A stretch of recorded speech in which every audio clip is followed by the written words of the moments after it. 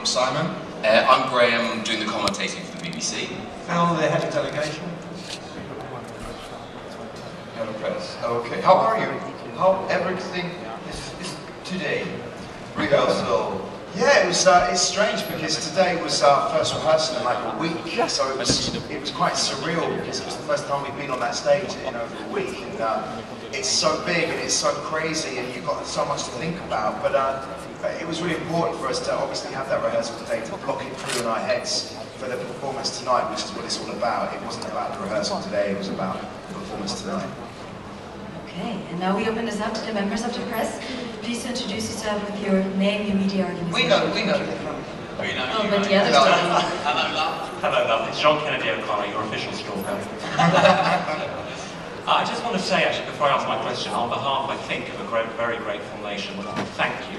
Thank you for bringing credibility. Oh, thank you. No, thank you for saying.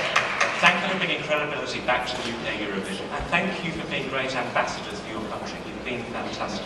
Thank you, man. Now, a few years ago, Sandy Shaw took her shoes off, went barefoot, she won.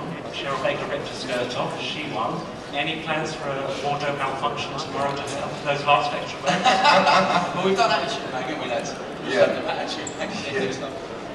No, you just have to watch, Joe. Public will have to watch. There might be something, there might be not, but we just hope our vocals come across and we deliver them, as we just said, you know, do our country proud, so that's what we're going to do. Thank you. Yes, please. Next one. I saw you first, I think, Alistair. No, not Alistair. Roy. Hi, Roy. From ESC Today.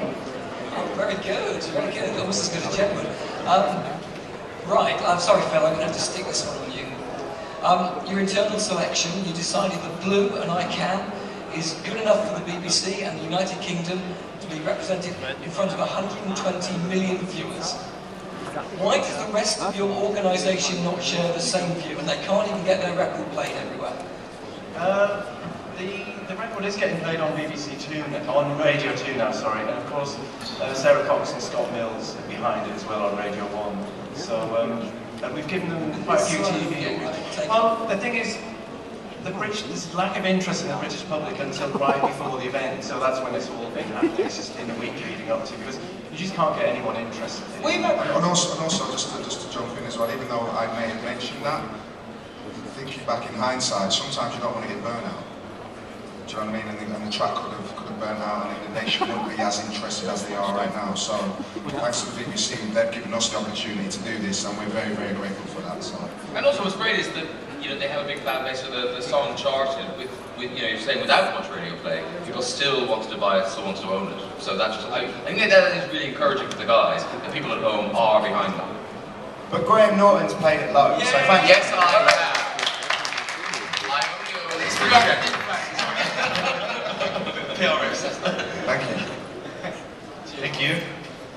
Yes, please, here, lady.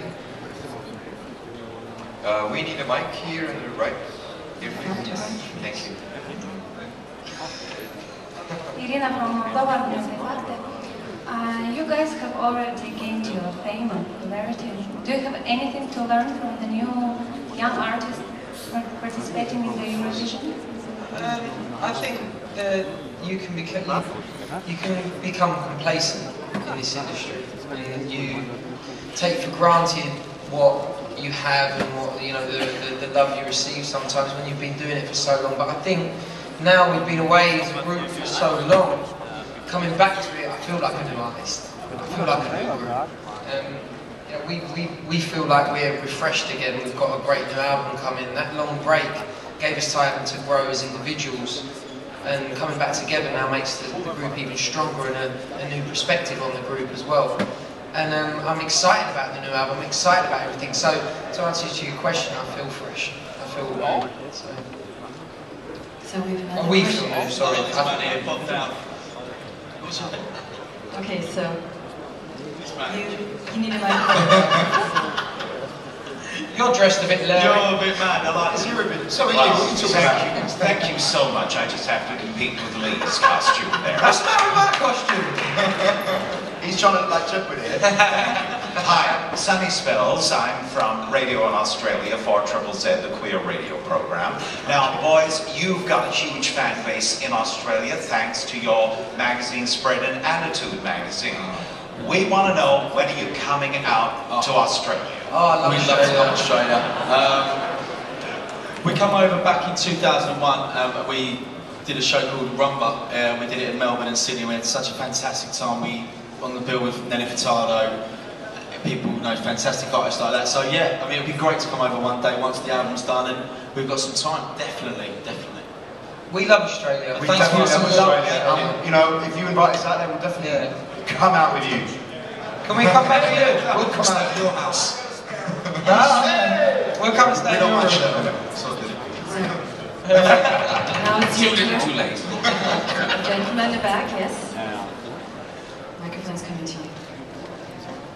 John Jacob, thoroughly good. Hello. Hello. Oh, mate. I'm wondering, it's a great act, we're all very pleased, we're all completely behind you, but I'm wondering, what advice would you give for next year's representatives of the UK? Well, we hopefully we're going to be helping to pick them next year. We've already asked the BBC if we can be part of that process. Phil said yes, haven't you? Phil said yes, didn't he, mate? He said yeah. Blue picks Eurovision. Because I think, you know, we want to be part of it. If we, you know, it's a great competition. I think that being a part of it, and I didn't realise how much, you know, it's fun. It's great fun doing it. The present, all you guys being here, and you know, for us coming back after 6 years, we could never have dreamed to have a platform as big as this, and for you guys to be interested in what we're doing, and it's amazing. And this competition, you know, brings Europe together. And brings countries together, and music is exactly what I got into music for. You know, bringing people together and fans and everything. It's amazing. One love, man. Yeah, one love. For the mother's pride, not bread.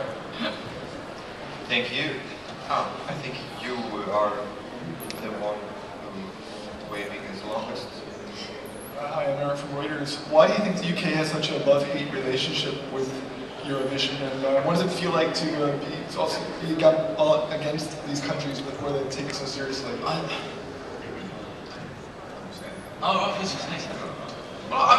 would say that this year, because Blue are here, I think it does indicate that the UK is taking it equally seriously, and I think that's going to hopefully be reflected in votes, because, you know, it's a big credible pop band that people do know and have had loads of hits. Thank you. Next question over here, please. Yes. Hello, my name is Catherine with Galadamas, Russia. And my question is to you guys and also to Graham. You've spent quite a while here and you've got to know Eurovision. So, what is there about Eurovision that you can't see on TV? Crazy parties, you know, and just the actual atmosphere that goes on all around. I mean, just being going around Dusseldorf, everywhere you look, you see and feel the vibe of what Eurovision is all about. I mean, this is one of them. You know, I don't think the 2011 Eurovision could have been held in a better place because, you know, we've had experience in the past coming to Germany, and we know that the Germans really know how to put on a good show, and just actually being a part of it in the Dusseldorf arena, you know, it's until you tune in, obviously, on TV, you're not going to be able to experience it. And for us, even though we've had 10 years experience, it still gets to us on how amazing things are for us, you know what I mean? So, yeah, I suppose it's that. What about you, Graham? What would you say? Because obviously, Graham's commentating now for quite a few years now. I think the thing that people at home don't realise is just this. They don't understand the scale of it.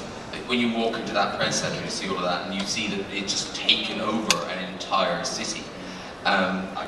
It just blows you. You know, it's like the Olympics of song. It's World Cup of music. Yeah, definitely. Thank you. Now we have the last question there, please. Okay, this is going to be two questions. It's Henry McKean from News Talk, an Irish radio station. This is for Brendan Norton. First question is, who are you going to vote for? Is it going to be Blue or is it going to be Jedward with your Irish heritage? And the second question is, with the royal wedding, everybody loves Britain again. Will that help Blue maybe win? We hadn't thought of that, but you're right, there might be a knock-on effect. Sadly, in my booth, I have no signal, so I can't vote for either. But if I'm sensible, I'd be voting for blue. I'm being paid to be here. Thank you. Well,